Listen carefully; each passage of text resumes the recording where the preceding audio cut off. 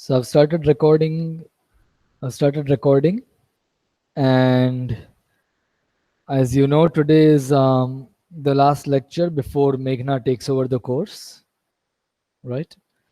So let's see how long we go. I don't know if I'll take the full 50 minutes. We will see how it goes.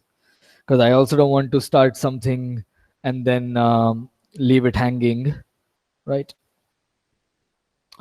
Okay, so are there any questions regarding flows, cuts so far, or regarding matchings and covers, vertex covers, as we discussed in the last lecture?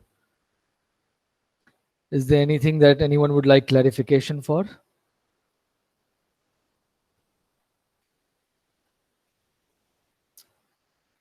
All right, if not, then as we discussed in the last lecture, for any graph, the size of a matching is less than equal to the size of any vertex cover, right? And in general, the size of a maximum matching need not be equal to the size of a minimum vertex cover. In particular, if you look at a triangle, then you can see that the size of a maximum matching is 1 and the size of a minimum vertex cover is 2, right? But well, a triangle is not bipartite, and it turns out that for a bipartite graph, these two are actually equal, and that is the very famous Koenig's theorem.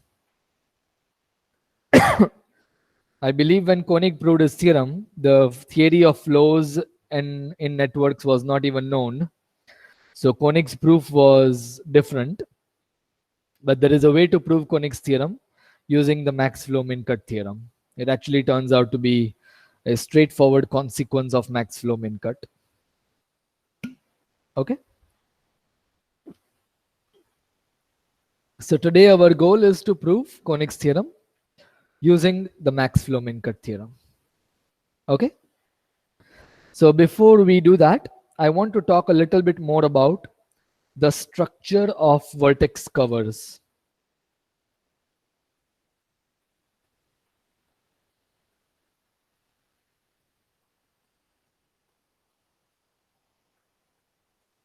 In bipartite graphs.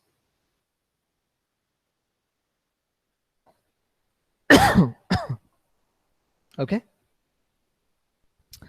So what is a vertex cover? Well, it is a set of vertices such that each edge has at least one end in this set. Okay. That is a vertex cover.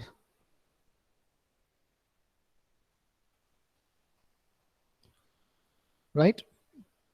So I want to talk about, in general, if you have a vertex cover in a graph, in a bipartite graph, then what does it exactly look like? What does the graph look like with respect to that vertex cover? Okay. So think about it this way.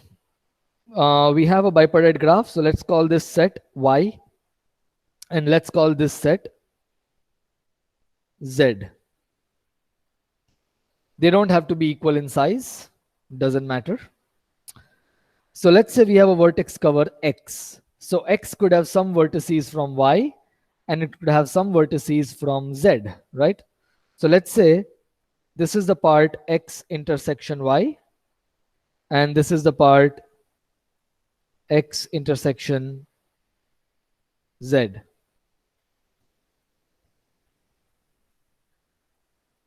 Okay. Actually, let me write it differently. Okay. This is the part X intersection Z. Okay. And so what is this? This is X bar intersection Z and this is X bar intersection Y. Okay, so you get 4 sets.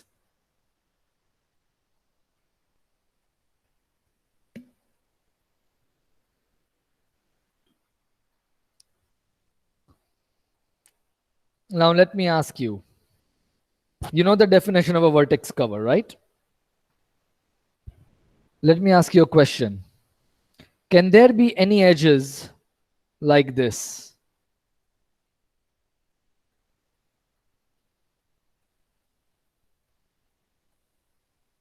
Can there be any edge that has one end in x bar intersect y and other end in x bar intersect z?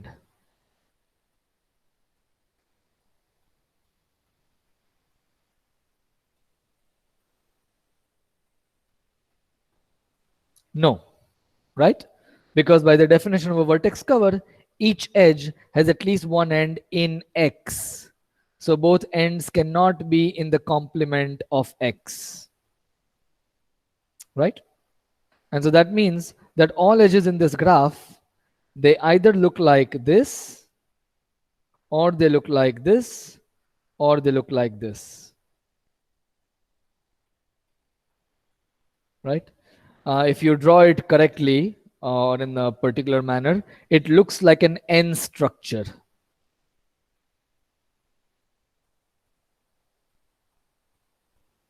Right? You don't have edges going in a particular direction. And so if you draw it in a certain manner, you can visualize it, I hope, then it will look like an N. Okay? And this turns out to be a very important type of structure that occurs in bipartite graphs with respect to matchings in many different theorems in matching theory. So it's something that both Meghna and I deal with a lot in our research because we both work on matchings, right? So this kind of N structure shows up in many places in bipartite matchings. Okay, there are various theorems. I think Meghna might talk about a few of them, and you will again and again see this kind of structure as you go forward in this course. Okay, good.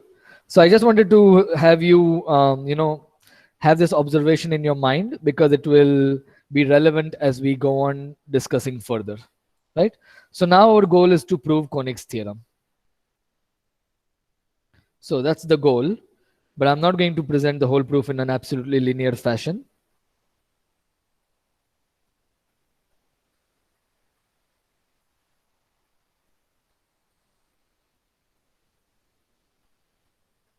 Okay, are there any questions regarding what we discussed? Does everybody see why the answer to this question is no? Okay, good. All right, so we want to prove Koenig's theorem. So we have a bipartite graph.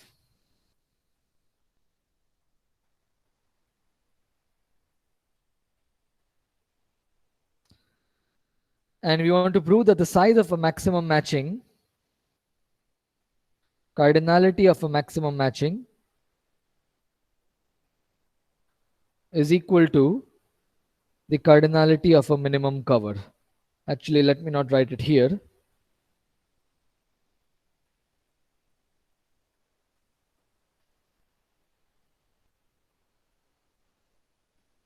Minimum vertex cover.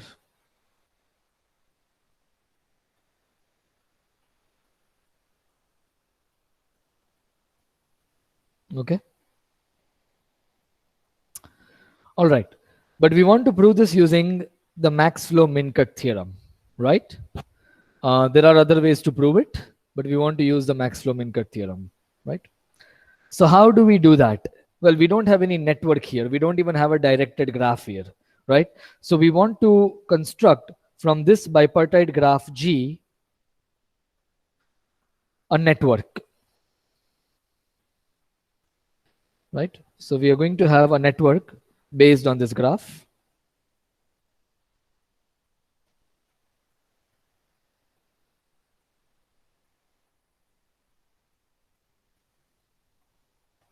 Okay.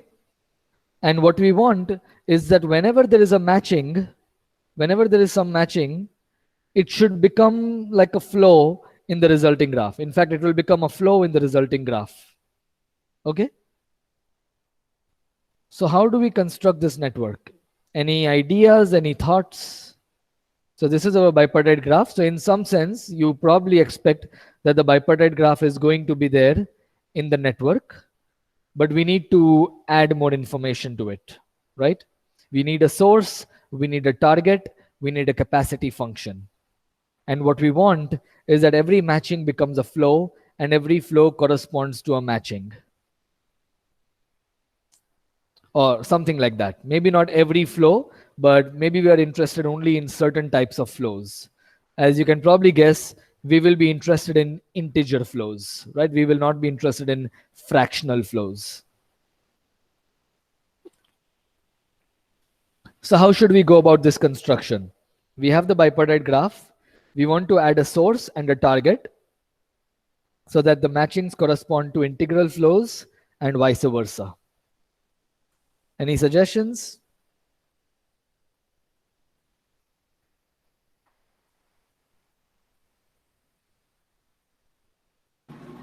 So you can have all the edges from Y to Z with a capacity of 1 Uh-huh. going from Y to Z. Okay. That would be the direction. You can add a source vertex which has edges going from S to all the vertices in Y with Okay. capacity 1. And you Okay. can have a sink which has Z to the sink. Okay. Yeah, that actually is the correct idea. So we are going to add a source and we are going to make the source join to each vertex here, right? So we're going to add directed arcs. Well, we're going to put arcs from S to each vertex in Y. And we are going to do something similar here from Z to each vertex to the target. Each vertex of Z to the target. Okay, good. Oh, they don't have to be an equal number, doesn't matter. Okay, something like this. And well, you want arcs from Y to Z, so they're all going to be directed. So whenever there is an edge in the bipartite graph, we will put an arc from that vertex to the corresponding vertex in Z, right? So for each UV in the bipartite graph, so this is not directed, this is an edge, we such that, well, let me put it more intuitively. For each YZ, such that Y belongs to Y and Z belongs to Z, we put the arc YZ in the directed graph D. Okay? And hopefully the rest is clear. The source connects to everybody in Y and everybody in Z connects to the target. Okay? Good. And now we'd have to discuss the capacities. So you already said it, but I'm going to make it slightly different. So we'll put a capacity of 1 on each of these arcs. Okay? And we will put a big capacity. We will also put capacity of 1 on each of these arcs. So these are 1, these are 1. And for arcs going from Y to Z, we will put some big number. Okay? For example, ny could be the number of vertices in Y, and nz could be the number of vertices in Z. Right? Maybe I'll put something like nz plus 1. Okay?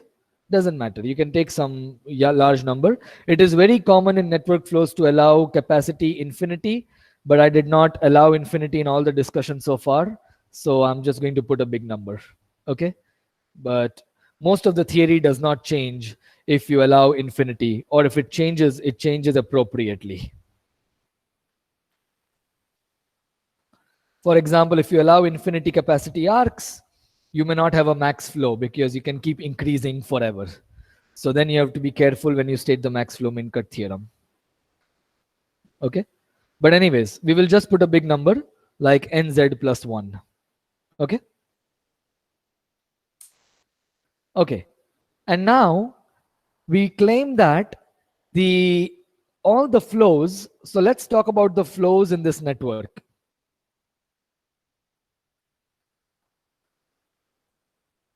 Flows of the network N.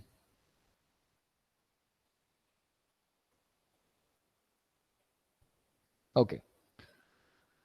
In fact, we won't care about all flows. We will talk about integral flows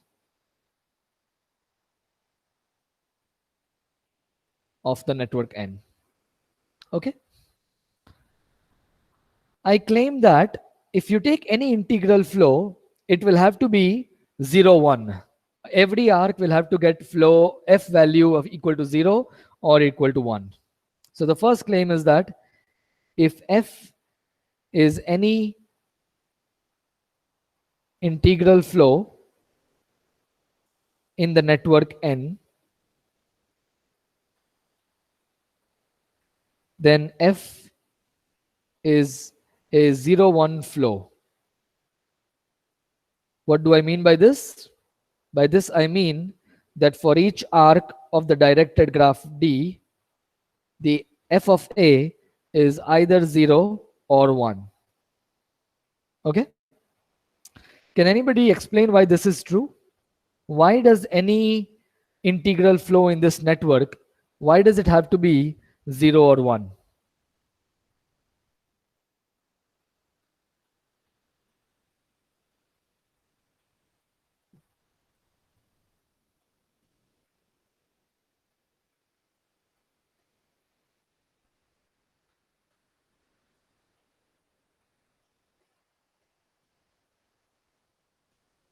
Why does any integral flow have to be 0 or 1? Why can't there be an arc with a flow of 5?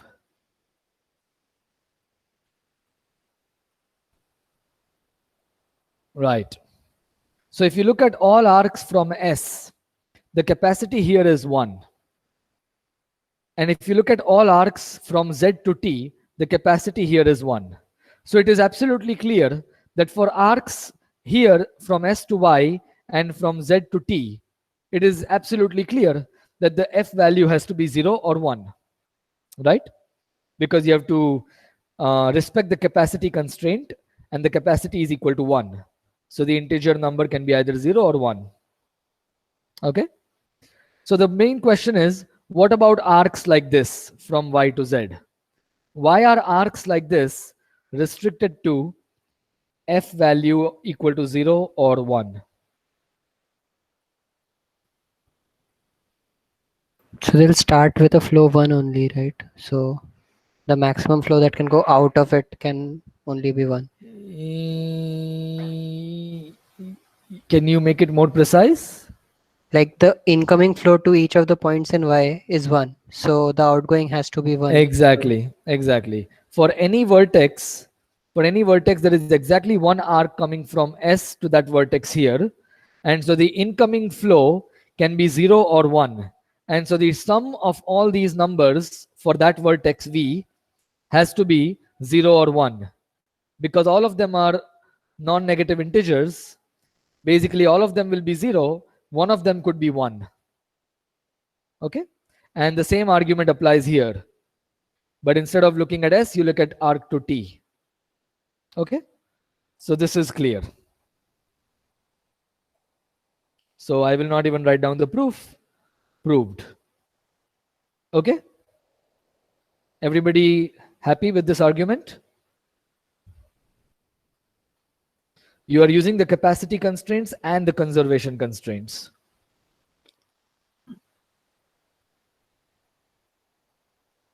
Okay, good.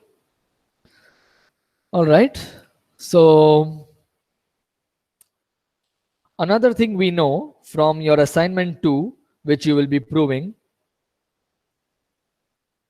assignment 2,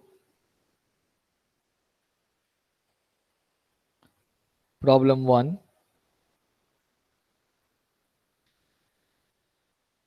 There has to be a maximum flow that is integral.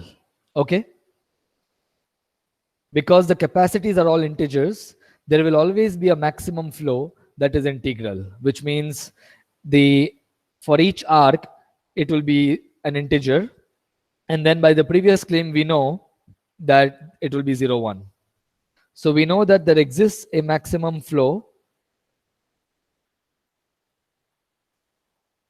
in the network N that is integral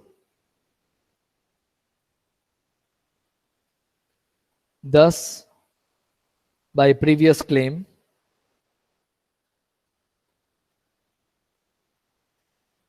it is a 0-1 flow.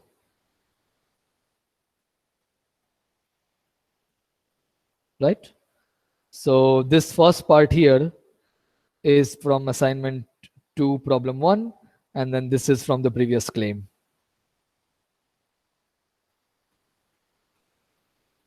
Okay? So in particular, if you apply the Ford-Fulkerson, Edmonds-Karp, whatever algorithm,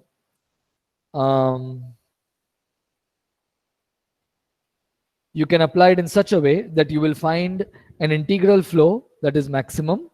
In particular, it will be a 0-1 flow. Why do we need to prove that it will be an integral flow?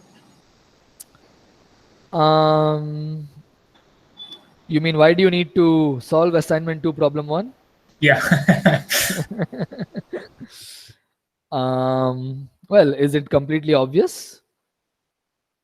No, like I'm not able to think like corner cases where max flow will not be integral. Okay, so there is a good exercise. Here's a good exercise. Try to construct a network with integer capacities where there is an integral max flow, which will be the case because of problem 1, and there is also a fractional maximum flow. Okay. So if you can construct a network like this, then hopefully you will start seeing why this is required. Okay. Right? Okay. Good. Any other questions? Okay, good. Okay, so now the point is, now let's come back to our previous discussion. What we wanted to do is we wanted to construct a network so that every matching corresponds to a 0-1 flow or an integral flow in the network, and every 0-1 flow will correspond to the matching. So let us discuss that. Again, I'm not sure if I'll write down the whole claim, but okay, let's see. Proposition.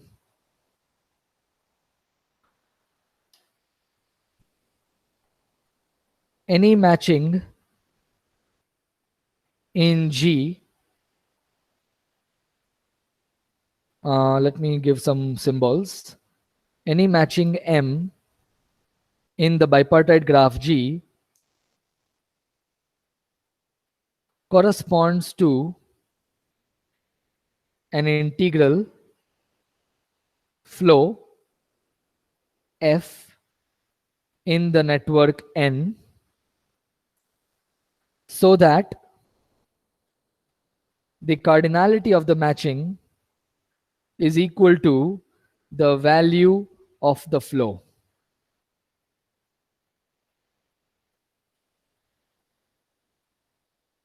Okay, is the statement clear?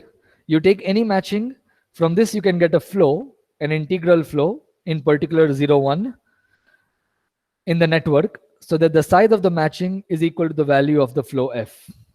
Okay, in fact, and vice versa.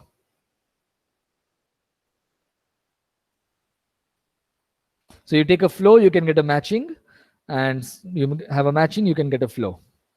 Okay, good. Let's think about this. Well, it's not difficult actually. Probably you can already see it. Okay, let's see.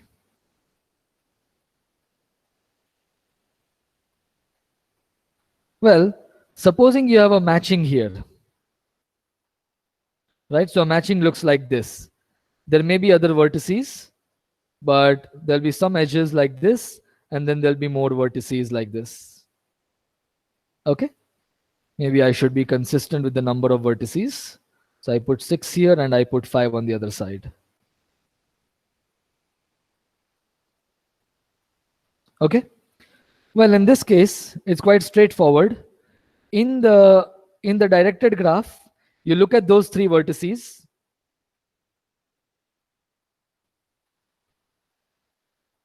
And for the arcs going from S to those vertices, you put a 1.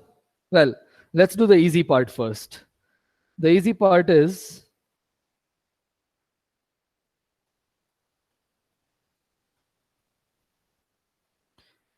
You look at the three edges that were in your matching, and you put a flow of 1 on those three edges. Okay? Well, this is not a flow yet because you need to satisfy the conservation constraints. So there is an arc from S to each of these vertices. Put a 1 on each of them. There is an arc from each of these vertices to T. Put a 1 on each of them.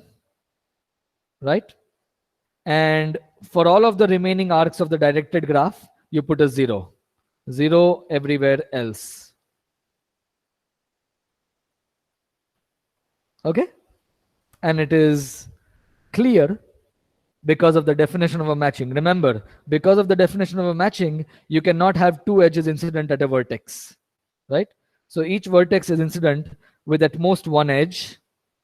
And whenever it is exactly 1, we have given a flow of 1 to the corresponding arc from S to that vertex or that vertex to T. So the conservation constraints are satisfied and the capacity constraints are clearly satisfied because I gave a flow of, I gave a value of 0 or 1 to each arc, right? Good. And clearly the size of the matching is 3 in this case, and the flow value is also equal to 3. The outgoing flow from S, which is clearly equal to the incoming flow into S, into T, right? So from a matching, you can easily go to a flow. And if you have a 0-1 flow, then I'm pretty sure you all can do the reverse and go to a matching. Okay? So I've proved one direction. Think about the other direction on your own. Any questions? Does it look mostly straightforward?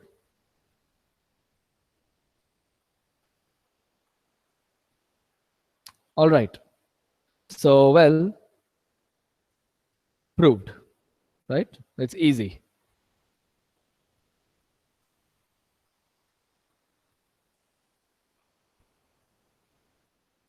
Okay. So at this point, what do we know is that the value of a maximum flow in the network N, maybe I should write it like this, value of a maximum flow in the network N is equal to the cardinality of a maximum matching in the graph G. Right? This is a corollary of the previous proposition.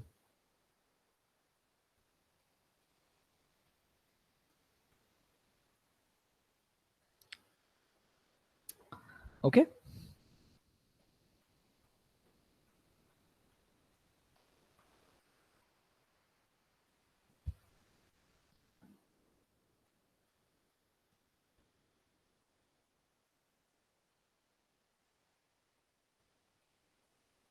All right, so now let us switch to cuts. Covers and cuts. So now what we want to do is we want to compare ST cuts in the network N with vertex covers in the graph G. Right? To be precise, I should say ST die cuts, but you get it. When I say cuts, I generally mean die cuts in this context.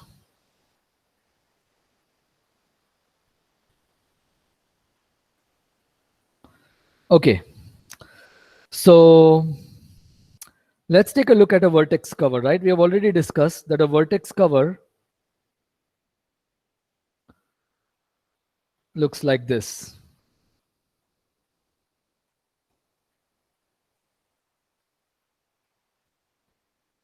So supposing X is your vertex cover, this is, let me be consistent with my notation.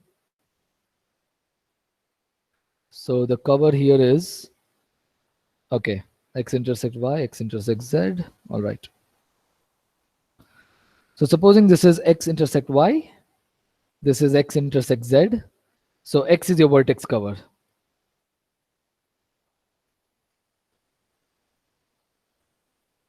Okay, so let's say there are some 3 vertices here. some 2 vertices here, maybe 3 here, and 3 here. And this is your x bar intersect y, and this is x bar intersect z. Okay, good. And what do we know? We know that all the edges have to go like this, or like this, or like this. There can be no edge with both ends in x bar, right? Then it would not be a then x would not be a vertex cover. Right? Now the claim is that if you have a vertex cover in the bipartite graph like this, then you can get a cut in the network so that the capacity of the cut is equal to the size of the vertex cover.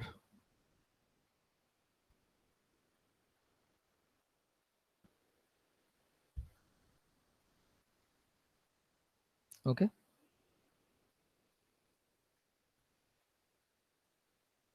So this is our graph G, and I'm going to just draw the network on top of this.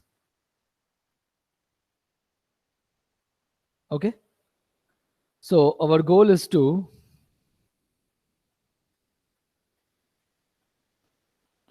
find an ST die cut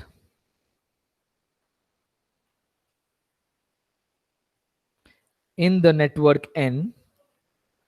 Let's call this cut K in the network N, so that the capacity of the cut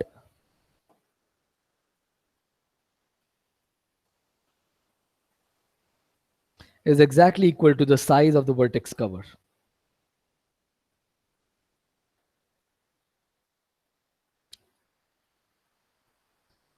Any thoughts? How do you do this?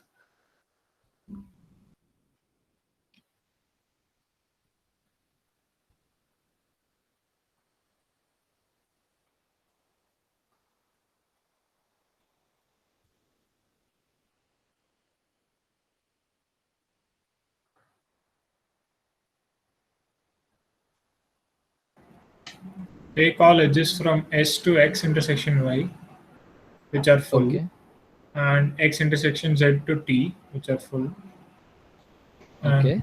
that should give you your cut. So you are looking at all the edges going from here to here, and all the edges going from here to here. Is that what you're doing? Yeah, yeah. Okay. All the arcs, sorry. Yes, arcs. Okay. Okay. So that's good. How do we now define our, let's say I want to, this is K, right?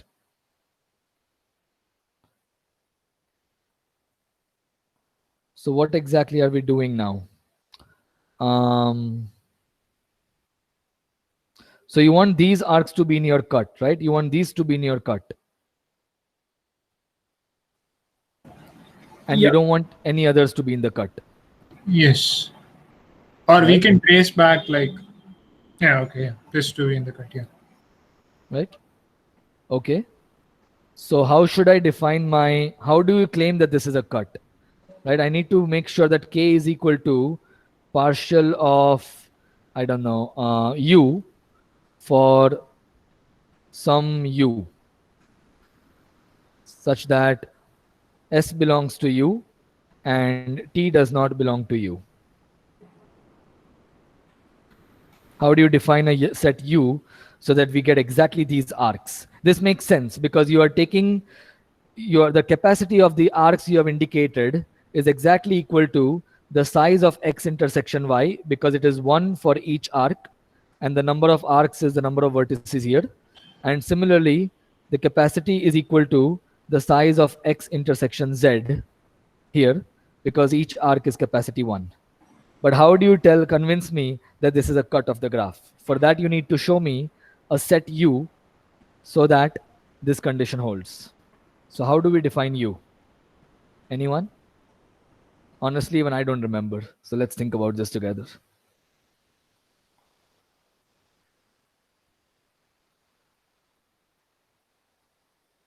How do we define the set U? Clearly, U contains the vertex S, right? This is in U. We want these arcs to be in the cut, so U should not contain these guys. And we don't want the arcs from S to this box, so this box should be in U. Right? This is also in U.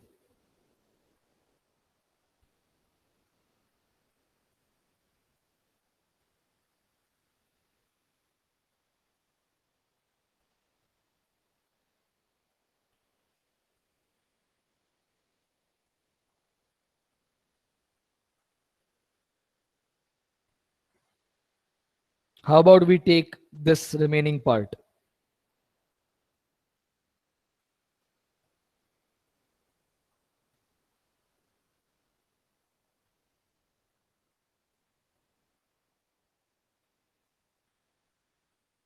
Is this correct? I claim that this is our set U, and this set is U bar.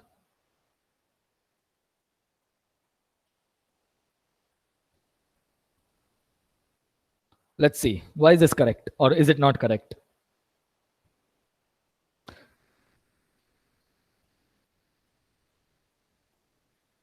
Notice that the arcs that, yeah, tell me. Slant, Sorry? you still have these slant edges in the end, no? Like you have edges going from X intersection Y to X Right, intersection Z. right. So why is this not a problem? I claim that this is not a problem. Why is this not a problem? Can someone tell me? The capacity of these arcs is not included. Sorry? You can give them capacity 0. No. The capacity is already decided. Remember, we are not changing the network. The network has been defined here. Right? The network has been defined here. The capacity of all the arcs going from Y to Z is equal to some big number. Number of vertices of Z plus 1, for example. Oh, okay, they are reverse. They are reverse. Yeah. They are reverse arcs. Oh. These arcs are going from U bar into U. So I made a mistake here. I meant to say partial plus of U because we are dealing with a digraph. Okay. So these arcs going from X intersection Y to X intersection Z, they are not in partial plus of U. They are in partial minus of U. Okay. And so the capacity of this cut is exactly equal to these arcs here and these arcs here. These are the only arcs that are in this cut. Okay. So let's see, how did we define the set U? We took X bar intersection Y and X intersection Z. Okay. So this is actually the proof then.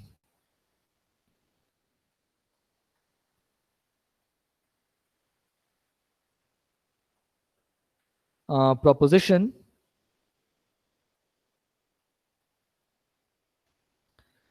If you take any ST die cut, sorry, if you take any vertex cover in the graph G, then you can construct an ST die cut in the network N so that the capacity of the cut is equal to the size of the cover.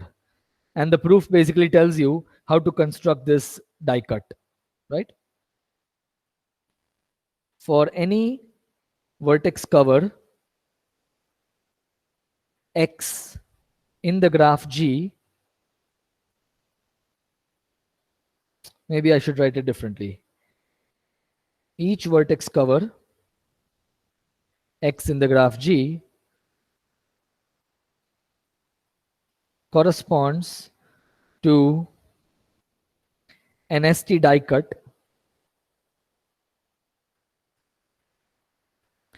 K equal to partial of U in the network N, so that the size of the vertex cover X is exactly equal to the capacity of the cut K. Okay, let's write down a proof of this.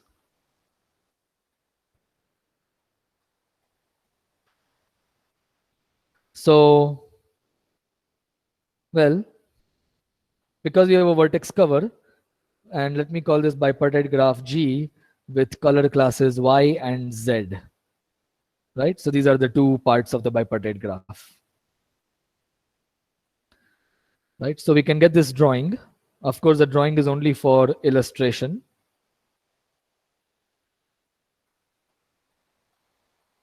And x intersection y, x bar intersection z.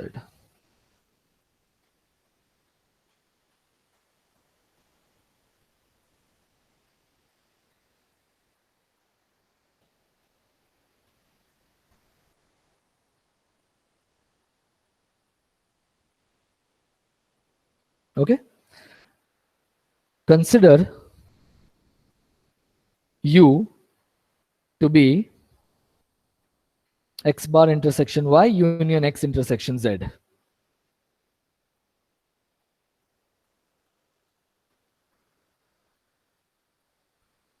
Okay. And now we need to argue and let k be partial of u. I forgot to put a plus here again. Okay. Argue that the capacity of the cut k is exactly equal to the size of the set x. Okay. Sorry, size of the set u.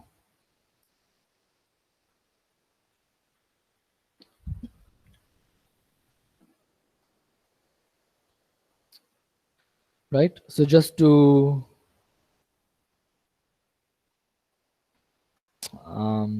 wait a second. No, I meant to say size of the set x. Sorry. Right. This is what we want to prove. The vertex cover has the same size as the capacity of the cut.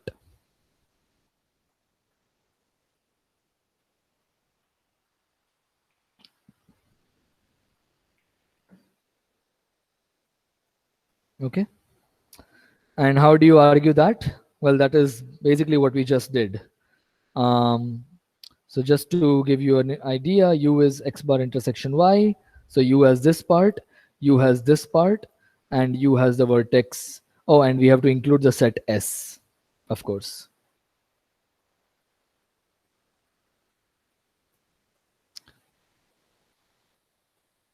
Right? And T is here. Okay? And now if you think about this cut, it is going to contain exactly the arcs going from S to X intersection Y, and it is going to contain the arcs from X intersection Z to T.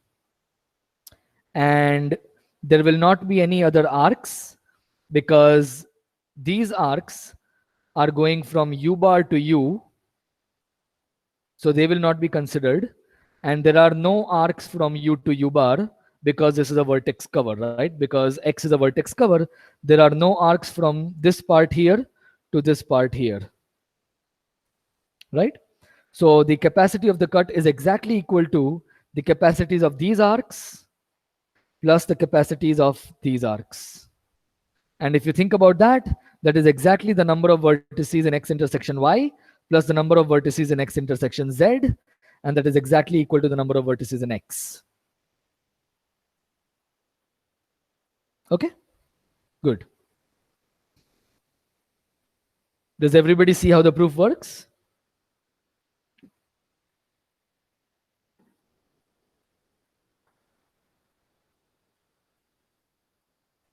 Right, so the main observation, just to remind you, is to go back to this first drawing that we made. This is really crucial. And another thing that you had to note was that all the arcs going from X intersection Y to X intersection Z, they are actually going from U bar to U. So they are not in the cut partial plus of U. They are in partial minus of U. Right? Good. Okay.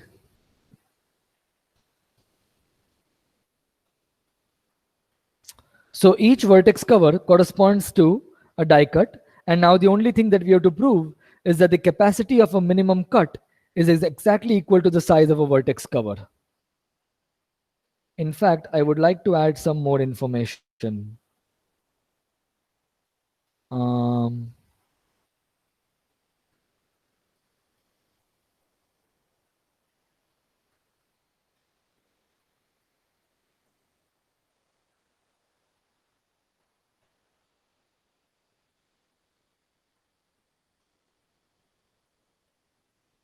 we previously showed that Yeah. vertex cover corresponds to.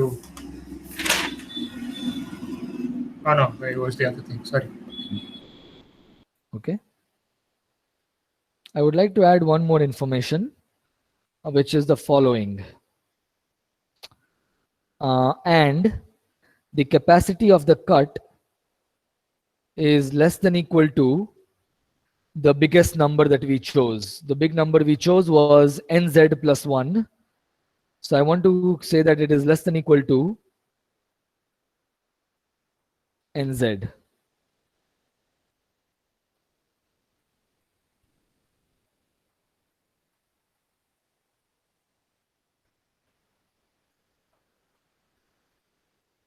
Is this true?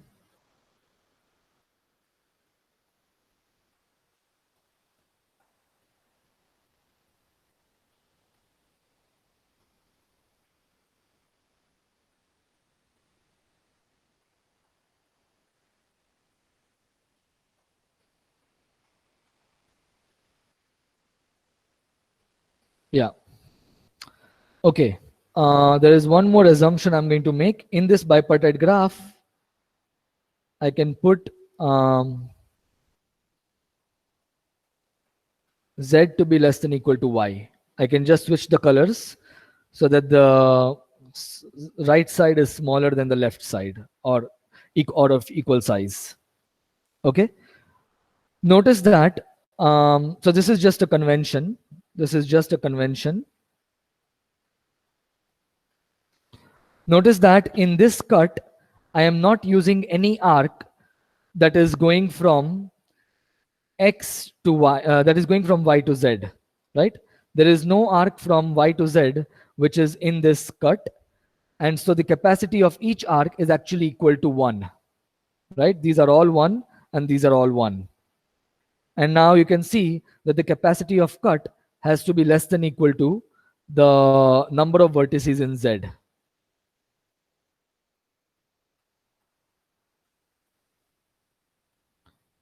Why? Because the vertex cover itself, the vertex cover x has to be less than equal to the size of z, because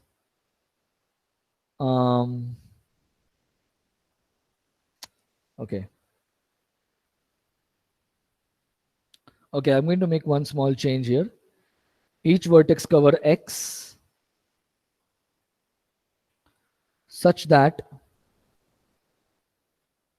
cardinality of x is less than equal to z.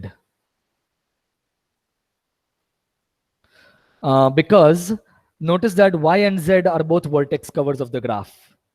And so because I'm only interested in minimum vertex cover, I can assume that my vertex cover is less than equal to the size of z, which is less than equal to the size of y. Okay? So I don't care about other vertex covers. I only care about the minimum vertex covers.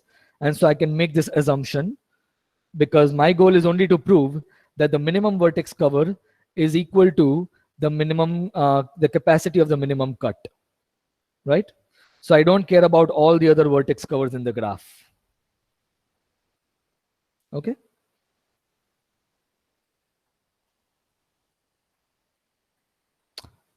Okay, and in that case, I don't even need this assumption because this assumption is this conclusion is already implied by the hypothesis. So I'm just going to add one more hypothesis, that is this part. Okay, good. And this is actually vice versa.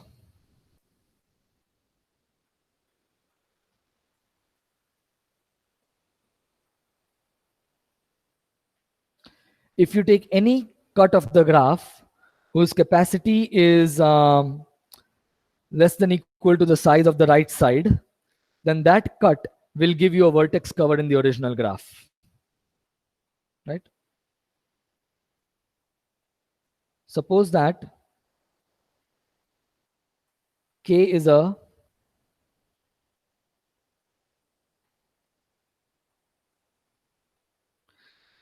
ST die cut.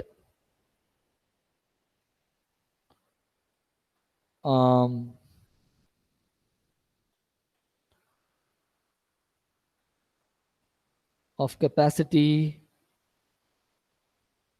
less than equal to the size of Z,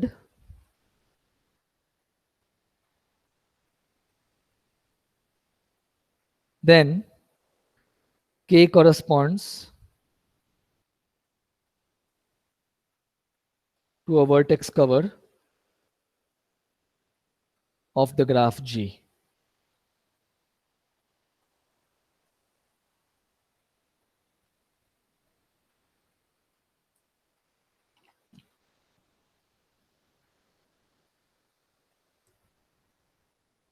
Okay, so we are taking a cut now and we want to show how to get a vertex cover from that, right?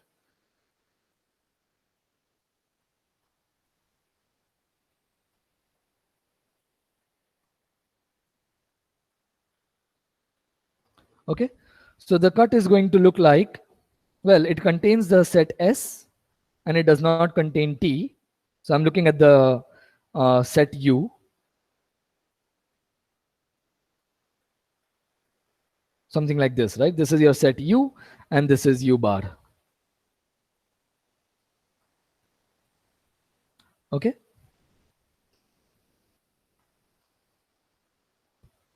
And what does that mean? Well, what are the arcs in this cut? The arcs in this cut are exactly these arcs, right? Then there are going to be arcs from here into T. Okay. Because this capacity of the cut is less than equal to Z, and the Z is exactly NZ, right? I mean, this is the notation. And because all arcs going from Y to Z have capacity NZ plus 1, this cut cannot contain any arc going like this, right? Because then the capacity of the cut would be too much. So in fact, the graph will not have any edges going like this, right? And so all the edges of the graph will have to go like this, or like this, or like this. Okay? And now this set of vertices plus this set of vertices is your vertex cover. Okay? And so that is how you construct the set X. So this is part of X and this is part of X. Okay? And observe that the capacity of the cut, which is basically 1 for each of these arcs, is exactly equal to the size of X. Okay? So let's go through this again. I did not write down all the details, but hopefully the drawing here indicates what we are doing. Right? So you can write down notation for all of these things, right? So U is your set S. And the way we are defining the cut, let me just see how we are defining the cut. The vertex cover X is equal to U bar intersect Y union U intersect Z. And your goal is to show that this is a vertex cover.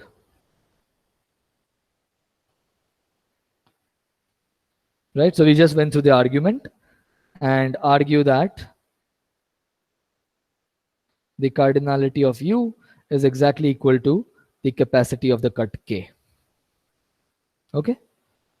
And we just went through the argument for both of those things. So is it clear how you go from a vertex cover to a cut of the same capacity as the size of the vertex cover? And then here you go from an ST die cut to a vertex cover, so that the size of the cover is equal to the capacity of the cut.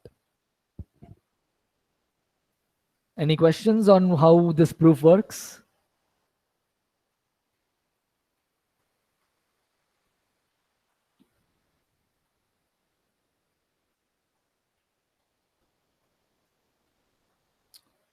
Okay, so I think I've already exceeded the time. Is that right? Yeah. Okay. I've exceeded the time by quite a bit. I'm sorry. The main point is that because of this, the capacity of a min cut is equal to the size of a minimum vertex cover, right? And now if you put this fact together with the previous thing we proved, maximum flow value is equal to maximum matching, then what we have is Koenig's theorem. Okay.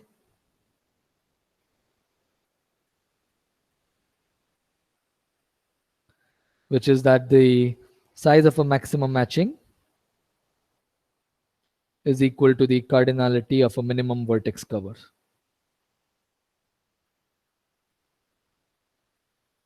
Okay.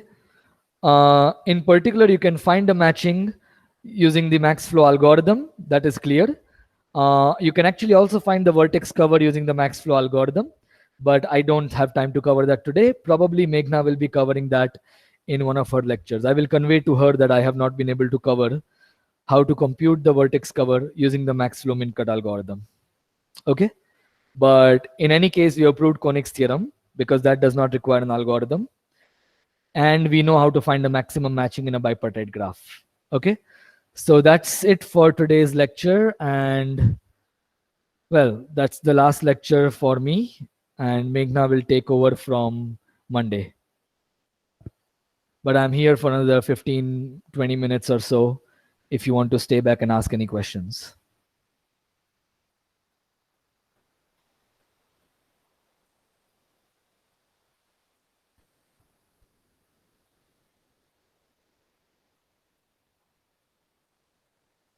Are there any questions?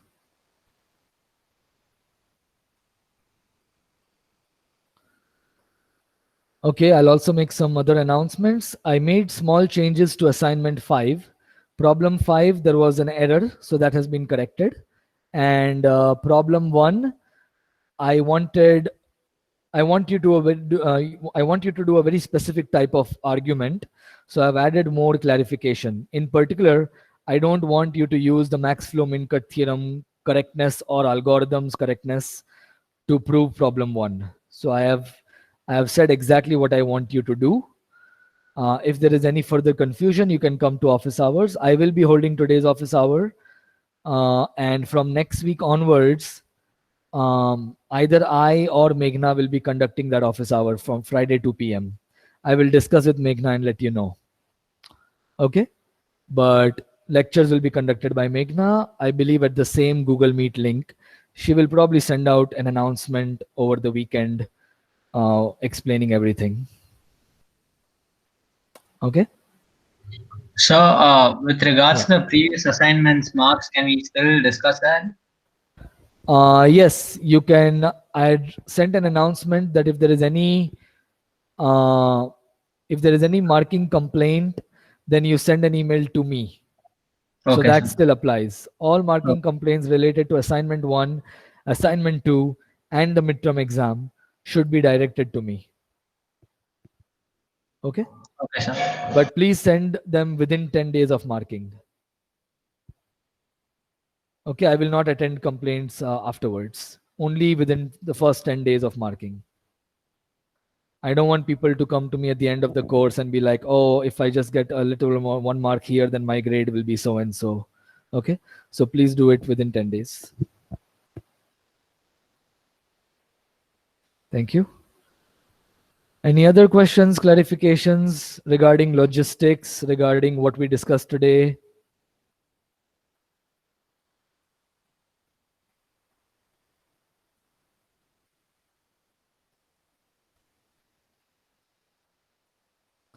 Was it clear why we assumed that the size of the vertex cover here is less than equal to the set Y, cardinality of Y?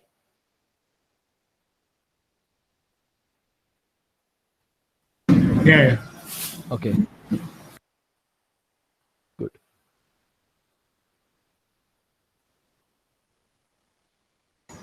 Thank you, sir.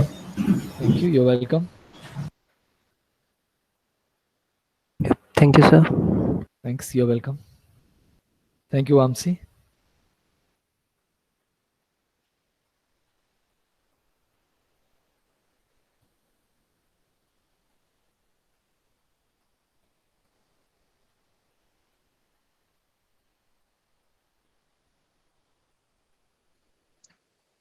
Hello. Yes, Papu. Yeah. Can again explain like why there no any arc between the X bar intersection Y and X bar intersection Z? Well, that goes back to our first observation today. Because this is a vertex cover, right? Because X is a vertex cover. What does the definition of X a vertex cover mean? It means that it is a set of vertices so that every edge has at least one end in that set. Okay. So can there be any edge with both ends in X bar?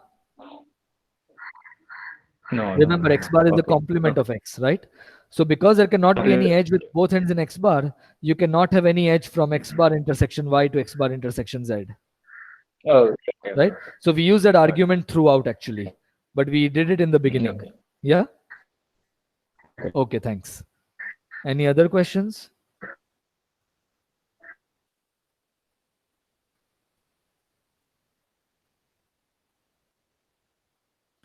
Okay. Ravi Kiran, do you have any questions? Okay. If you don't have questions, then I will exit you from the meeting.